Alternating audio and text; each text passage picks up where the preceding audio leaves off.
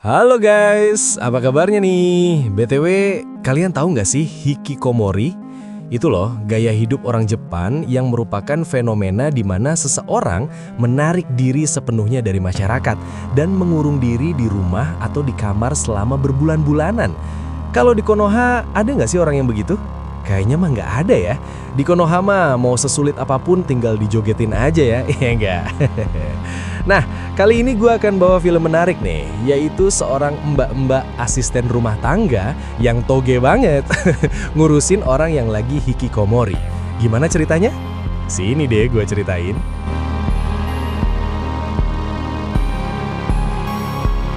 Film berawal dari sepasang suami istri nih, yaitu kita sebut aja mereka Mas Tono dan Mbak Lastri. Mereka sedang bertamu ke rumah seseorang yang mana ketika di sana mereka udah manggil tuan rumah nih, tapi nggak respon sama sekali. Akhirnya mereka berdua pun main masuk aja tuh. Mungkin orangnya nggak denger kali ya. Sampai di dalam rumah pun Mas Tono masih manggil-manggil, tapi gak lama kemudian baru deh tuh si tuan rumah nongol. Melihat kedatangan Mas Tono dan Mbak Lastri ini, mereka pun mempersilahkan duduk nih. Dan mereka pun sangat ramah. Si tuan rumah kita sebut aja mereka Bapak Yudi dan Ibu Yuni. Yah, namanya lagi bertamu, biasalah basa-basi dulu. Kayak nanyain apa kabarnya, udah makan apa belum, gimana pushranknya, masih ketemu bocil-bocil. Di sana Ibu Yuni pun kembali ke dapur pengen nyuguhin minum. Biasalah kalau bertamu tuh udah nggak usah repot-repot bu, keluarin aja yang ada ya nggak? Dan selagi mereka nerusin ngobrolnya, nggak lama Bu Yuni langsung tuh datang lagi buat kasih minum dan cemilan.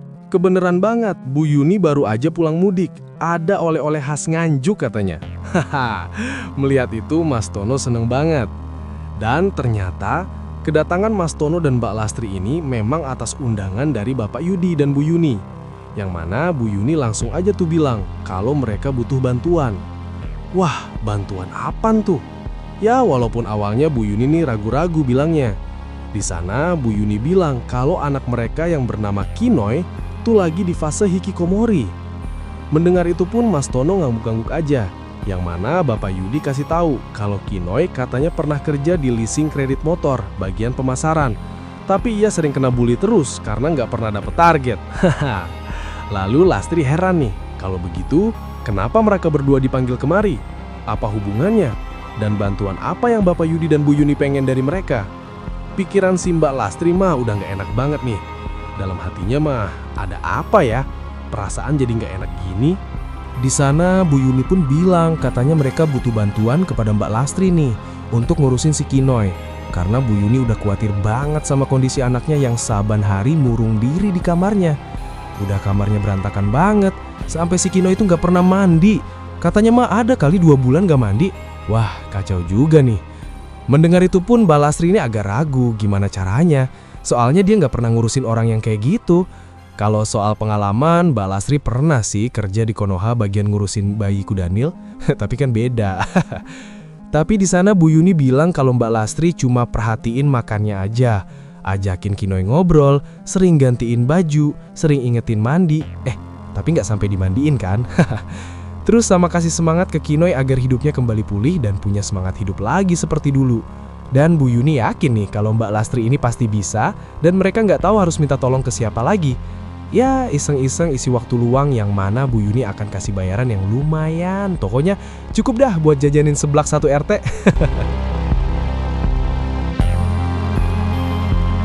Lalu di rumah waktu Mbak Lastri lagi beres-beres, di sana suaminya si Mas Tono ngajakin ngobrol nih. Yang mana Mas Tono bilang, gimana tawaran dari Bu Yuni? Kamu mau nggak? Terus Mbak Lastri setelah berpikir panjang kali lebar, akhirnya dia setuju nih. Walaupun belum ada pengalaman, Mbak Lastri pengen nyoba dulu katanya. Lumayan lah uangnya buat tambah-tambahan. Lagian juga penghasilan Mas Tono juga nggak seberapa. Ya malum lah kerja serabutan. Ntar Mas Tono disuruh orang antar anak tetangga lah, disuruh benerin pompa air lah, disuruh bersihin got lah, sampai bersihin sepiteng. Tapi Mas Tono juga nggak maksa sih. Tapi karena Mbak Lastri juga mau dan mereka juga belum punya anak buat diurusin, jadi ya udah deh. Lanjut, besoknya langsung tuh Mbak Lastri kerja di rumahnya Bu Yuni buat ngurusin si Kinoy. Yang mana Mbak Lastri langsung menuju kamarnya Kinoy dengan membawakannya makan siang. Tapi sebelum itu Mbak Lastri ketemu tuh Bu Yuni tepat di depan kamar anaknya yang sedang sibuk beresin baju yang baru aja kering.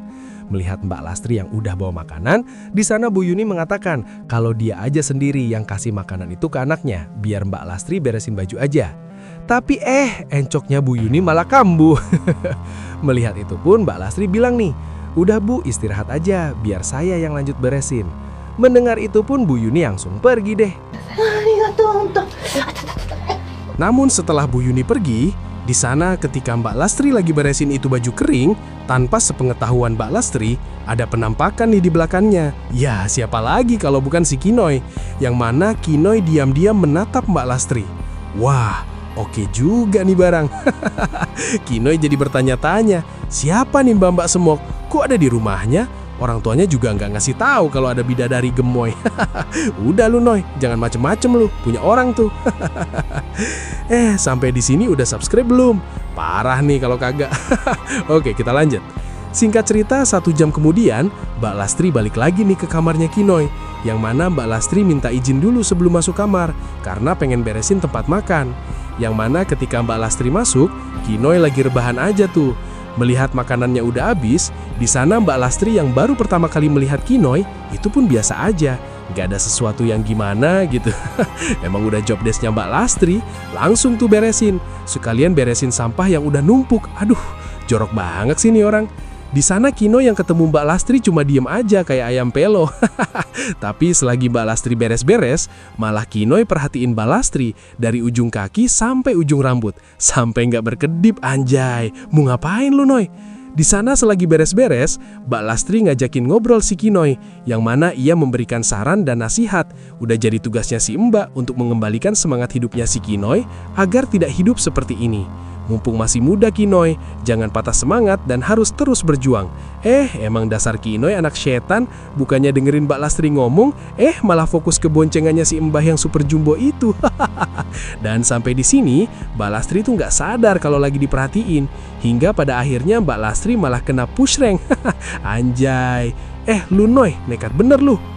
Singkat cerita, di malam harinya Mbak Lastri lanjut tuh ngerjain pekerjaan rumah, yang mana ia disamperin sama Bu Yuni yang menanyakan gimana bekerja di sini. Enak nggak? Kamu betah kan? Wah, mendengar itu Mbak Lastri agak gimana ya? Pengen sih ngomongin kejadian yang dialaminya tadi. Namun Mbak Lastri bingung nih, apa harus bicara aja apa gimana ya? Kalau ngomong dia malu dan takut hal ini akan terdengar oleh si Mas Tono. Wah, bisa kacau. Tapi dia juga dirugiin nih. Walaupun ya enak juga sih. Pokoknya Mbak Lastri nggak tahu deh harus gimana. Bu Yuni terus mengatakan Mbak Lastri harus sabar ya menghadapi si Kinoy. Emang anaknya suka rada-rada. Kalau ada apa-apa jangan diem aja. Bu Yuni akan kasih apa yang Mbak Lastri perlu. Bu Yuni berusaha untuk bikin Mbak Lastri betah kerja di sini, ngurusin Kinoy. Sampai di sini mendengar itu pun Mbak Lastri iya-iya aja nih. Ia malah mengatakan kalau Mbak Lastri betah kok kerja di sini. Lagian Kinoy anaknya baik, walaupun badannya bau kayak kabel kebakar. Mendengar itu pun Bu Yuni seneng banget. Ia berharap Mbak Lastri mau nurusin Kinoy sampai pulih. Dan ia janji bakalan kasih bonus deh. Lalu di sana tiba-tiba Bu Yuni pun menangis nih. Karena ia sangat mengharapkan Kinoy punya masa depan yang cerah. Ya maklum, bagi Yuni, Kinoy adalah harapan satu-satunya. Namanya juga anak semata wayang ya, apapun harus dibela-belain ya enggak? Tapi emang salah Bu Yuni juga sih yang terlalu memanjakan si Kinoy. Jadinya Kinoy tumbuh menjadi pemuda yang lemah dan gak tahan banting. Terus gak lama datang tuh si Mas Tono yang pengen jemput pulang Mbak Lastri. Yang mana ia langsung menanyakan gimana kerjanya, lancar gak? Lalu Bu Yuni langsung tuh nyamber aja kalau Mbak Lastri kerja sangat baik dan Bu Yuni sangat suka. Katanya mah Mbak Lastri orangnya sabaran ngurusin Kinoy. Mendengar itu pun Mbak Lastri iya aja nih. Padahal mah yang Mas Tono gak tahu, istrinya udah diajak push rank. Aduh, di sini Mbak Lastri takut banget nih. Kalau Mas Tono sampai tahu, wah bisa ditalak 3 kali dan dipulangin deh ke kampung Sukamandi. Tapi di esok harinya, Mbak Lastri masih berpikir positif aja deh. Mungkin kemarin Kinoy kilap kali, dan hal itu pasti kejadian yang gak akan terulang lagi. Sembari yang termakan siang ke Kinoy, di sana nongol tuh si anak Dajjal. Yang mana Mbak Lastri pengen nasihatin perilaku Kinoy kemarin yang mana hal itu nggak boleh terjadi lagi. Dan tanpa sepatah kata pun, Kinoy ambil itu makanannya dan langsung tanpa babi bu, ini si anak setan malah kembali ngajakin Mbak Lastri pusreng. Buset dah lu, Noy. Singkat cerita lagi, makin hari ke hari kondisi kejiwaan Kinoy terus membaik nih. Yang mana di sana Bu Yuni, Bapak Yudi, Mbak Lastri dan Mas Tono ngumpul tuh, biasalah ngomongin si Kinoy. Di sana Bu Yuni senang banget dengan kemajuan Kinoy dan memuji kinerja Mbak Lastri yang sangat baik dan bisa diandalkan. Apalagi cuma butuh beberapa hari aja. Biasanya kalau kasus begini kan memakan waktu yang lama. Tapi yang mereka semua nggak tahu, Mbak Lastri udah ngorbanin semua miliknya si Mas Tono kepada Kinoy. Lalu nggak lama nongol tuh si anak setan. Yang mana Kinoy udah mulai keluar kamar dan udah mulai berinteraksi dengan orang lain. Di sana Bu Yuni kasih tahu, karena kondisi Kinoy yang sudah mulai membaik itu, kemungkinan Mbak Lastri untuk beberapa hari ini tidak lagi ngurusin dirinya. Mendengar itu pun Kinoy mengiyakan aja sambil menatap tajam wajah cantik Mbak Lastri. Anjay, kayaknya demen lu Noy sama Mbak Lastri. Ya iyalah, toge begitu masa kagak. Dan bener aja, ketika Mbak Lastri kerja seperti biasanya, di sana Kinoy yang tahu kalau Mbak Lastri nggak akan lama lagi di rumah ini tuh langsung gercep banget ngajakin pusreng si Mbak Lastri. Pokoknya mah kalau ada kesempatan dikit-dikit ditubruk dah. Alasannya mah biar Kinoy cepat sembuh dan semangat. Bisa aja lu garpu somai. Seminggu berlalu, Kinoy udah bener-bener pulih nih. Yang mana semua orang berkumpul termasuk si Kinoy. Yang mana orang tuanya bahagia banget dengan kondisi Kinoy yang sekarang. Begitu juga dengan Mas Tono yang bangga kepada istrinya. Apalagi dengan Mbak Lastri dengan pengorbanannya yang sepenuh hati. Akhirnya ia berhasil. Dan kabar baiknya, Kinoy akan bekerja di Indo April nih, yang mana ia siap menyongsong masa depannya. Anjay. Lalu karena besok udah nggak ada Mbak Lastri di rumah ini, ada permintaan si Kinoy nih, yang mana ia minta untuk ngobrol berdua aja dengan Mbak Lastri. Ya hitung-hitung perpisahan lah. Mendengar itu pun Bu Yuni, Bapak Yudi dan Mas Tono pun mengiyakan aja nih dan meninggalkan mereka berdua. Pikiran mereka mah, cuma ngobrol aja gak apa-apa, biarin aja, turutin kemauan si Kinoy. Tapi yang mereka nggak tahu, di sana Kinoy ngajakin Mbak Lastri untuk push rank. Yang mana alasannya untuk yang terakhir kalinya. Mendengar itu pun Mbak Lastri iyain aja. Kalau dipikir-pikir, anak juga nih ultinya si anak setan. Beda jauh sama Mas Tono. Anjay. Oke, segitu dulu. Gimana filmnya? Tulis di komentar ya. Gua Rex ya, cabut dulu. Bye-bye.